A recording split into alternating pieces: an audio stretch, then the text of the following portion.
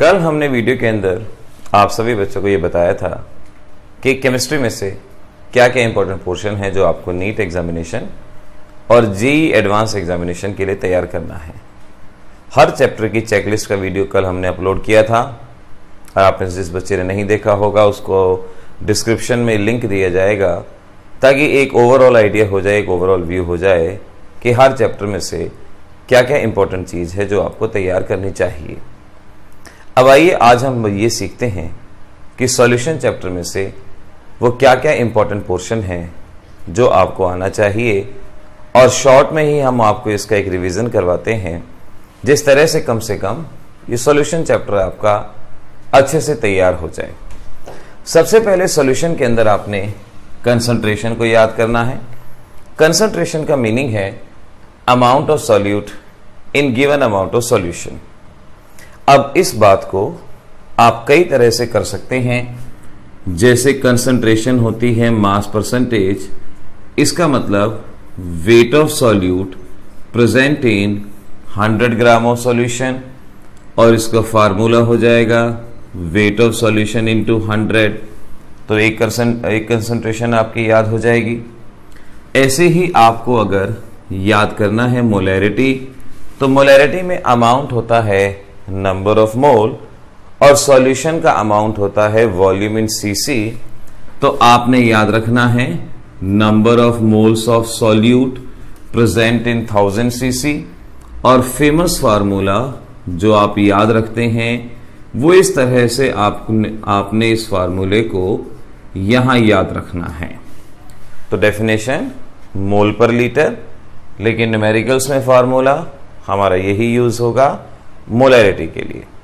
और साथ के साथ याद रख लेना है मोलैरिटी एट 0 डिग्री उसे कहा जाता है डिमैलिटी। तो डिमैलिटी और मोलैरिटी साथ के साथ याद रखी जाएगी, दोनों की यूनिट सेम रहेगी, मोल पर लीटर एटसेट्रा।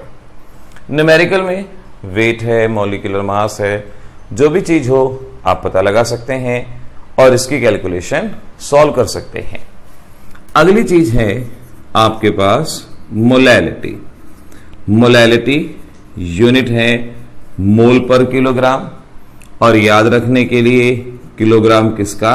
सॉल्वेंट का। तो डेफिनेशन क्या बनेगी? Number of moles of solute present in kilogram of solvent, यानी 1000 ग्राम ऑफ सॉल्वेंट। और फॉर्मूला भी याद हो जाएगा weight of solute into 1000 divided by molecular mass of solute weight of solvent in ग्राम।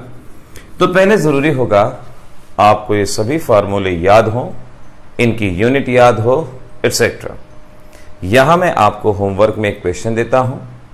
ये है नंबर ऑफ मोल्स इन पर 1 kilogram of solvent. आप जरा बताइएगा अगर number of mole 1 kilogram solution में है उस कंसंट्रेशन को क्या कहेंगे?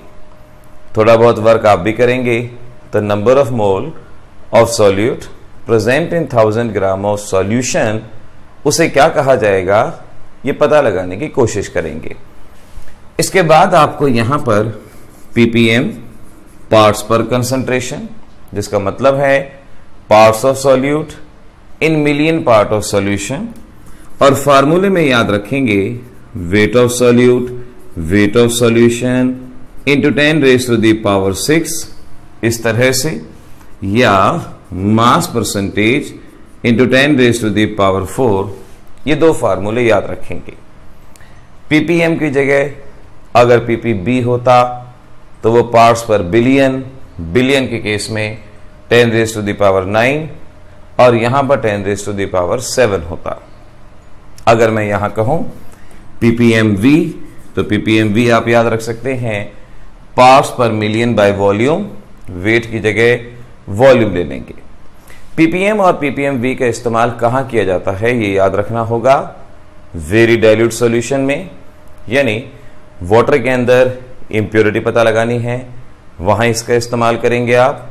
एटमॉस्फेयर में गैसेस की कंसंट्रेशन पता लगानी है ppmv का यूज करेंगे। पोल्यूशन सर्टिफिकेट आपने देखा होगा दिया जाता है तो ppm ppmv दोनों ही वहां इस्तेमाल किए जा सकते हैं। वाटर में इम्प्योरिटी पता लगानी हो, ppm कंसंट्रेशन का आप यूज करेंगे। तो एक एक चीज को नोट करते जाइएगा कंसंट्रेशन के लिहाज से। ऐसे ही अगला आपको मोल फ्रैक्शन और मोलैलिटी में रिलेशन जानना है। Molality is equal to mole fraction of solute, mole fraction of solvent into 1000 upon molecular mass of solvent. Mole fraction का आइडिया होगा आपको, number of moles of one component by total moles. अगर आप solute और solvent का mole fraction जानते हैं तो आप मोलैलिटी निकाल सकते हैं।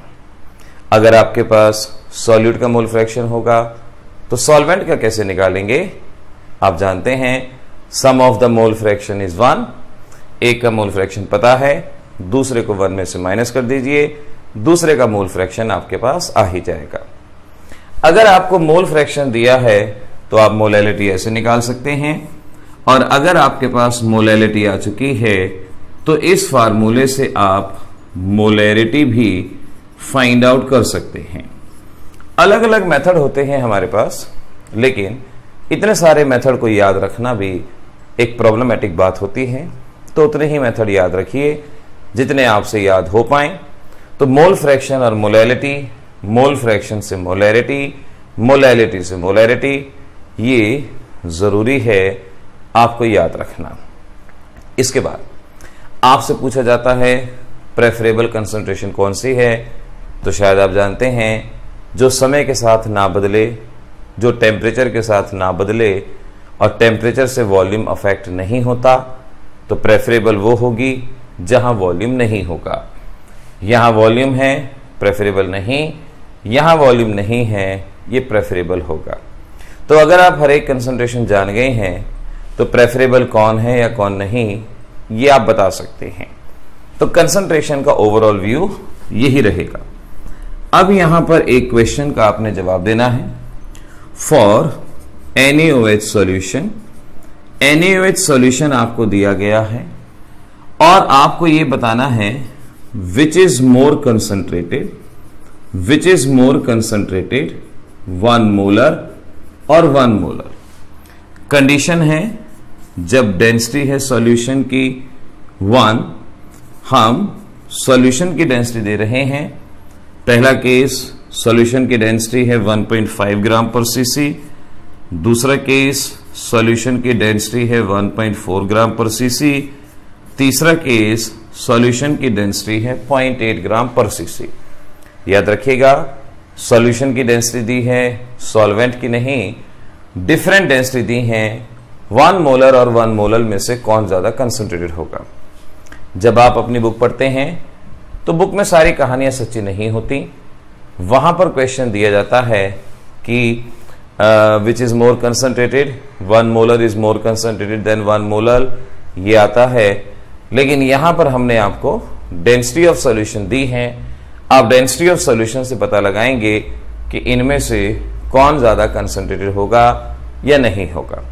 तो कंसंट्रेशन के टॉपिक को इस तरह से आपको सम अप करना था। सॉल्यूशंस में जब कंसंट्रेशन का टॉपिक फिनिश हो जाएगा, इसके पिछले 10 सालों के आप मल्टीपल चॉइस सॉल्व कर लीजिए। मल्टीपल चॉइस भी आपसे सॉल्व हो गए, फिर आप आगे बढ़ेंगे। अब इस चैप्टर में आगे इंपॉर्टेंट चीज है रोल्स लॉ, और आपको शायद याद हो Raoult's first law and Raoult's second law. Raoult's first law के अंदर कुछ ऐसा कहा गया था, नोट करते जाएंगे। रोल्स फर्स्ट लॉ, और रोल्स फर्स्ट लॉ का एक्सप्रेशन था partial pressure is equal to mole fraction and vapour pressure in pure state. यानी रोल्स लॉ हमें इसलिए दिया गया था कि अगर हमारे पास 2 कंपोनेंट हैं ए और बी, इन्हें आपने एक सॉल्यूशन बना दिया, यहां पर ए का जो भी प्रेशर होगा वो पार्शियल प्रेशर कहलाया जाएगा, जो भी मोल फ्रैक्शन होगा वो XA होगा, और प्योर स्टेट में जो भी प्रेशर होगा PA0 होगा। तो partial pressure is the product of mole fraction and vapour pressure in pure state. ऐसे ही अगर हमें बी का प्रेशर बताना हो तो XB पीबी नॉट, और अगर हमें पी टोटल बताना हो पीए प्लस पीबी ऐसे लिख सकते हैं।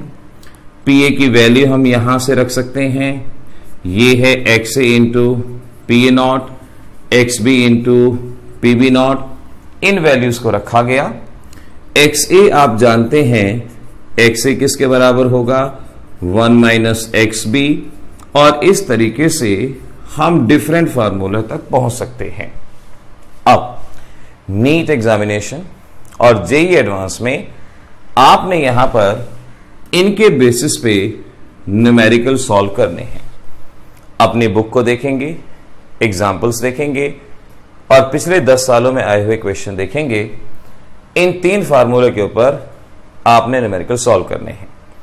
ध्यान रखेंगे, अगर आपको सॉल्यूशन और वेपर प्रेशर कहा गया है तब आप इस तरह से इस फार्मूले को सॉल्व करेंगे और अपने जवाब तक पहुंचेंगे। लेकिन अगर आपको गैसियस स्टेट कहा गया है कि वेपर फेज में मोल फ्रैक्शन क्या होगा एटसेट्रा, तो अगर वेपर फेज है तो वहां पर आप डाल्टन्स लॉ की तरफ ध्यान देंगे, जिसमें कहा गया था PA is equal to Y A P total. Mole fraction gaseous state में सेपरेट शो करने के लिए हमने वाई ए लिखा है, एक्स ए भी लिख सकते थे, just to differentiate Y A लिखा गया है। तो यहां पर partial pressure vapour pressure in pure state था, यहां पी टोटल है, और for second gas Y B P total, और अगर दोनों को डिवाइड कर दूं P A plus P B Y A plus Y B. यहां इसके ऊपर भी आपसे क्वेश्चन पूछे जाते हैं, इसको भी ध्यान से कर लेंगे। गैसियस स्टेट के अंदर एक का मोल फ्रैक्शन गिवन है, एक का नहीं है, निकालना है या इसका प्रेशर निकालना है, आप यहां से सॉल्व कर सकते हैं। तो इस तरीके से आपको रोल्स लॉ के फर्स्ट लॉ के न्यूमेरिकल्स जो 4 फार्मूले बताए इस बेसिस पे आपको सॉल्व करने हैं। रोल्स का आपको सेकेंड लॉ याद होगा। सेकेंड लॉ था for solution having non volatile solute, और सेकेंड लॉ के अंदर आप जिस एक्सप्रेशन तक पहुंचते हैं P A naught minus P S upon P A naught X B, यानी relative lowering of vapour pressure of a solution having non volatile solute is directly proportional to mole fraction of solute. जितना solute का mole fraction ज्यादा होगा vapour pressure कम होगा। ये क्या था, vapour pressure of pure solvent, vapour pressure of solution, mole fraction of solute, ये हमें याद होगा। आपकी आसानी के लिए इसको मॉडिफाई किया जाता था, और मॉडिफाई करके आपको शायद याद हो हम ऐसे लिखते हैं NB upon NA plus NB। अगर सॉल्यूशन की कंसंट्रेशन 5% से कम है या 5% है या आपसे डाइल्यूट कहा गया है, डाइल्यूट सॉल्यूशन में सॉल्यूट बहुत कम होगा, उसको नेग्लेक्ट कर सकते हैं, और इस तरह से हम इस फार्मूले का यूज कर सकते हैं। मल्टीपल चॉइस में क्योंकि हमें अप्रोक्सीमेशन चाहिए होते हैं तो आप अप्रोक्सीमेशन में इसका यूज कर सकते हैं, और सभी ऐसे क्वेश्चन जहां नॉन वोलेटाइल सॉल्यूट होगा इसके थ्रू सॉल्व करेंगे।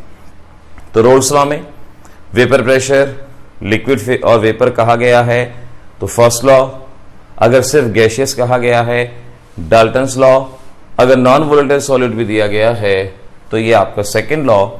इस बेसिस पे आपके न्यूमेरिकल सॉल्व होने चाहिए।